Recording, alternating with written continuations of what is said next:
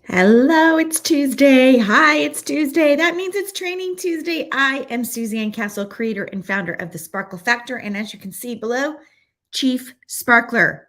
What does that mean? Well, every Tuesday we're here. We're going to spend less than 10 minutes figuring out a way to really align ourselves with what we're trying to do in the world so that we can show up with joy, with life, with verve, and that kind of mojo making mattering that I know that we're all after in the world. Today, I've got my 60th anniversary Disneyland celebration hat. I have my evil stepmother hoodie on because in a few hours I am leaving to head to Orlando to create a retreat, a self-care boot camp, really is what it is for my VIP clients. Just one of the things that I try to do to really help serve people in a way. So I'm celebrating all of that. Hello, Blenda.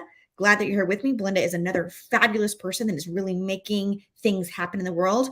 Be sure and connect and follow with her if you would, because she is a fantastic leader, which leads me to what we're talking about today. Because today, what I want to talk about is how we make decisions, and are we making them effectively? And the answer to that usually is, I don't know, because there really is a proven process for making effective decisions. And if you're not an effective decision maker, you could have the best strategy in the world, but you don't have a roadmap to get there in an effective, strategic manner. I think it's really hard to think of a challenging area in your life that didn't become challenging due to poor decision making. I just want you to know that's where I land. Okay. I believe that wiser decisions lead to more successful and a lower stress life. Okay. So if you're really stressed out right now, it might be good to do some internal reflection on what has created that stress. Sometimes it's external forces not of our making. That's fine. But if we could control and manage those that are of our own making, that are because of our decision making, our life would get easier and better. When you make effective decisions, your life is going to be more enjoyable. It's going to be more satisfying. So today, briefly, I want to go through just a few hot tips I have for you to help you master the art of decision making and enhance the quality of life that you are trying to chase after. It's a really easy process. So if you've got a pen, jot these down. Come back if you don't. And these sit on my YouTube channel and in social in all sorts of places. So come back when you need it. My first step for you though is probably one that maybe you didn't think about, which is honestly, before you make a decision, you need to decide what you're trying to accomplish. I know you're like, duh, Suzanne, we get that. No, but ask it in a different way. For example, what is the end result that you're hoping for? Do you know that before you begin to create a strategy? Because you need to.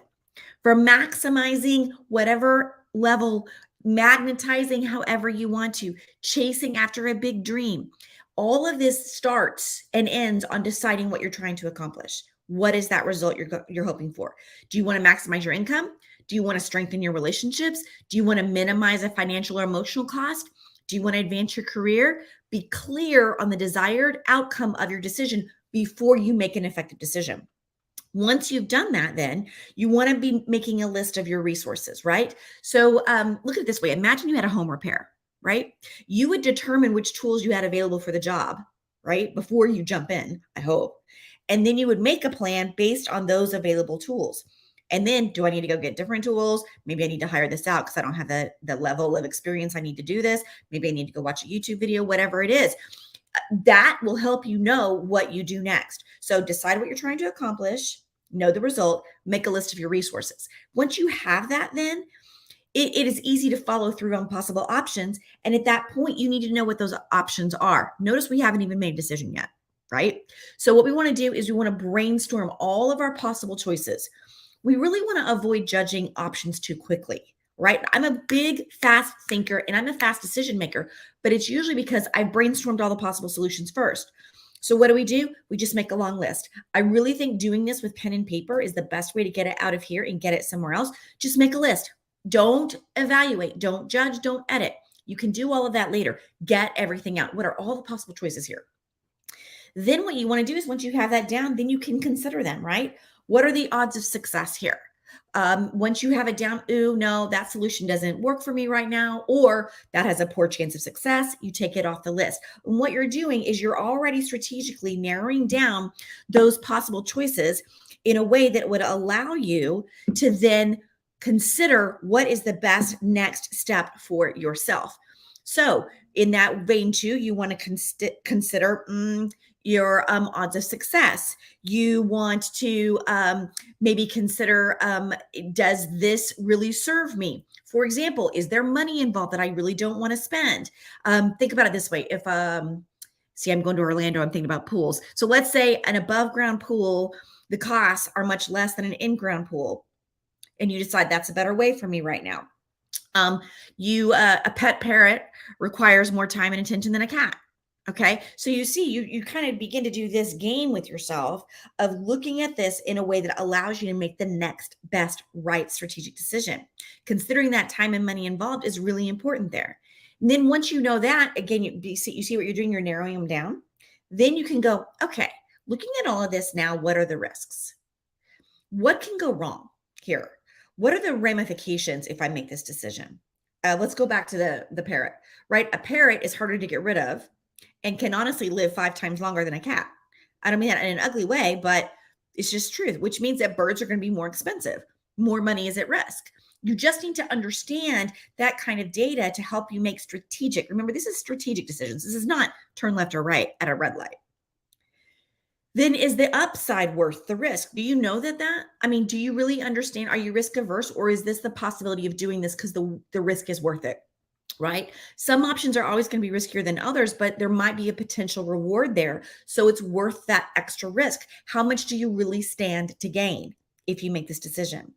You want to know what those long-term implications are, who might be affected by your decision. A lot of people don't think about that. Like, if I do this, what is the ramification to my family, to my friends, to my own self, to my self-care, to potential business clients, to my current clients, to the way that I walk in the world? It's really important to know that, because sometimes we just get this ripple effect of a decision. We're like, wow, I wish I had known it was going to affect that person that way. And I want to say, did you not stop and think about that? What does your decision mean 10 years from now? Might be good to know. What are you going to gain and sacrifice in the long term? This is all that risk understanding, right? So we've decided what we're trying to accomplish in the end result. We've brainstormed our possible choices. We've considered our odds of success. We've begun to discard things. Then we consider the time and money involved in that short list. From that short list, now we're doing that risk assessment, right? Once I have this, notice they're getting smaller and smaller. Now, when I look at this, I can go, okay, can I trust myself to follow through with this short list now of decisions? A good decision that you can't complete is no better than a poor decision or no decision at all, right? Can we at least agree on that? Sometimes a solution with the best likely outcome is too challenging to implement. So do you have the skills and the stamina to follow through? I don't know, do you? This is where you need to keep your values in mind. Many options are unacceptable due to your values, right? So you want to be keeping your values in mind, and you'll be less likely to regret your decision later on. If you're constantly asking what's important to me, it will help you refine the possibilities in front of you. And then this is the last counterintuitive thing. You've taken a lot of time to do this work, but then I would say now's the time to not take time. You have the list, you understand. So avoid taking too much time to make the solution come to light. There have been several studies on the differences between what we call satisfiers and maximiers, meaning a satisfier looks for the quickest, easiest solution that meets the criteria, right? This will just satisfy me. It'll work. Okay. That doesn't mean they settle. That means they accept the first solution that satisfies their needs and runs with it. A maximier continues searching until the best possible solution is found. And studies will show that if you're in that kind of, I'm just going to be about satisfaction, you're more successful and you're happier than maximizers. So I talk a lot about loving your life. So you need to know, am I a maximier or am I a satisfier? Avoid spending more time than necessary searching for a solution. This is a lot of information in 9 minutes. Making good decisions is important, and most challenges in life, I believe, can be avoided with wiser decision making. So if you're looking at a big decision, come back to this video, go through these steps, take the time to make the decision you need so that you don't make a poor decision, right? The surest way to ensure you never make any progress is to not make any decision at all. So today, what can you do to take a step forward?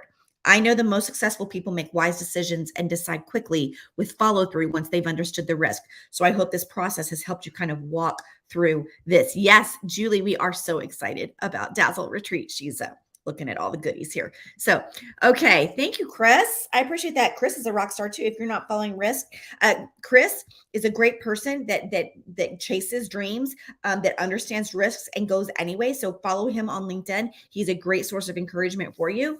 If you need some help, if you need some handholding, if you need a clear-cut process for you, I would invite you to take a look at the goal getting bundle.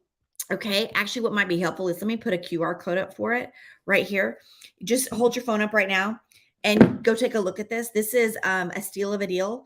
It's about a $200 value. I routinely sell it for $99 right now. It's on sale for $27. It's lifetime access to my goal getting vault, 5 video training to help you create this process I'm talking about right here, and 3 additional resources to help you really strategically decision make how to go after your biggest goals. So grab that while it's still on sale and not $99, and get yourself the tools and the resources you need to create the life and the business that you love. That's it. I'm headed to Orlando. I hope you have a fabulous week of goal getting, magic making, and decision moving forwardness. I'm Suzanne. I'll see you next Tuesday.